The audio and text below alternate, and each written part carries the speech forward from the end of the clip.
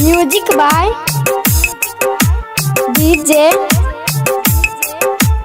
उमेश सुखीपुर।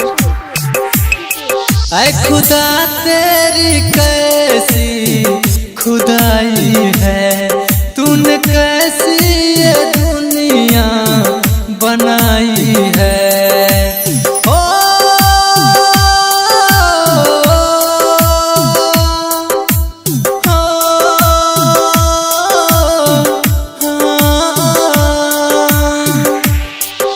खुदा तेरी कैसी खुदाई है, तूने कैसी ये दुनिया बनाई है।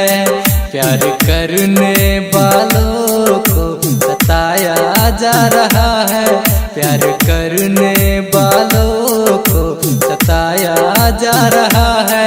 क्यों मोहब्बत का नक्शा मिटाया जा रहा है, क्यों मोहब्बत का नक्शा मिटाया जा रहा है।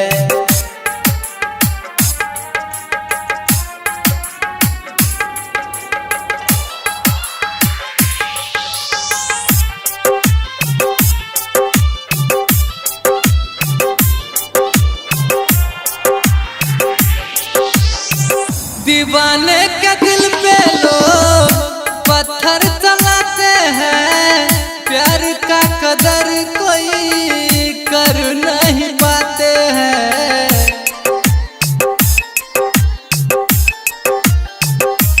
ओ दीवाने के दिल पे लोग पत्थर चलाते हैं, प्यार का कदर कोई कर नहीं पाते हैं।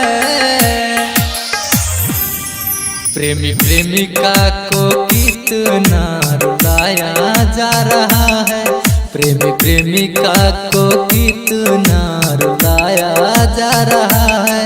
क्यों मोहब्बत का नक्शा मिटाया जा रहा है, क्यों मोहब्बत का नक्शा मिटाया जा रहा है।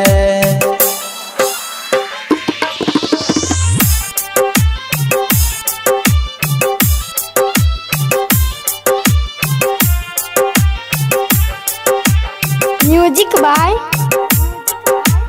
डीजे उमेश सुखीपुर।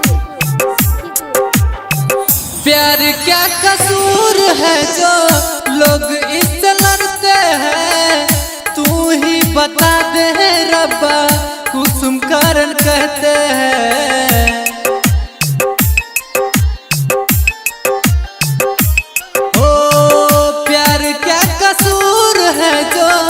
लोग इससे लड़ते हैं, तू ही बता दे रब्बा कुसुम कारण कहते हैं।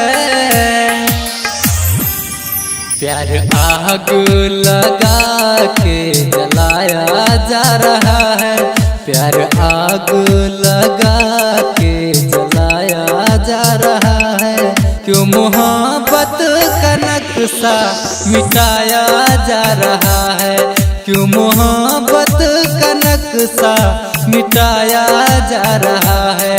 ऐ खुदा तेरी कैसी खुदाई है, तूने कैसी ये दुनिया बनाई है।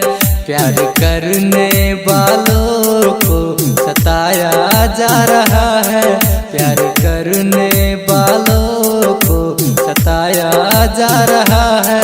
क्यों मोहब्बत का नक्शा मिटाया जा रहा है, क्यों मोहब्बत का नक्शा मिटाया जा रहा है।